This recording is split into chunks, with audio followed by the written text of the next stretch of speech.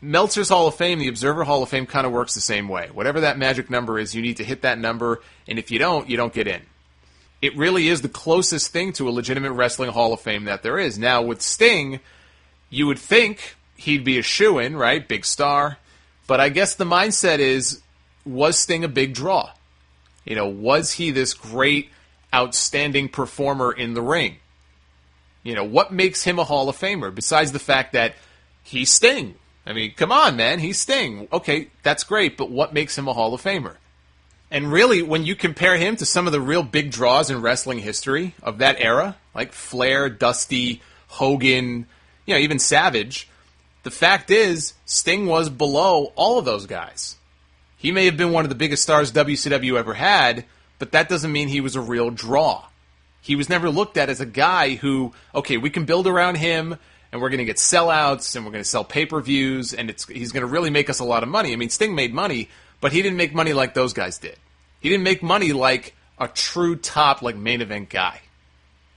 The angle they did with him and Hogan in '97, yes, Sting was a draw. The Hogan vs. Sting main event did the biggest buy rate in Starrcade history. They never hit a bigger number than they did for that Starrcade pay-per-view in '97. Well, okay, that's one show. What else did he do? Point me to another 2, 3, 4, 5 shows that he really helped draw a big number for. Has Sting been a draw for TNA? Maybe a little bit when he first came in. I don't know. I mean, back then, were they still doing the weekly pay-per-views back then? I don't remember. I think Sting first came in '03. He left. He came back again in '06. And by then, they were doing monthly pay-per-views. But it's not like he turned business around for TNA. TNA brought in Sting, and it didn't really mean much.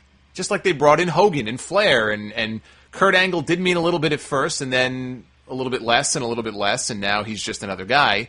But even in TNA, you can't really say that he did anything for their business that's Hall of Fame worthy. Realistically, nobody in TNA meant that much to business where it's like, wow, okay, this guy's a Hall of Famer. So his TNA run, it was nice. It added years onto his career. It kept him in the spotlight. He won some world titles, but Hall of Fame-wise, it means shit. It doesn't mean anything. So I think that's the mindset. That's why, Meltzer doesn't look at him as a Hall of Famer. It doesn't matter whether he does or not. I know he's been on record as saying that. Ultimately, it's not his vote. If Sting got voted in next year, he wouldn't care. Because if Sting gets voted in, it's because, his fellow wrestlers thought he deserved to be voted in. Sting has not been voted into the Hall of Fame. He may never be. So I know there are fans out there, even myself, who look at that and go, oh, it's kind of weird, because we always looked at Sting as being this big star. And he was, but there's a difference between being a big star and being a Hall of Famer. And with Sting, he kind of falls somewhere in the middle. You could go either way, whether or not he is or he isn't.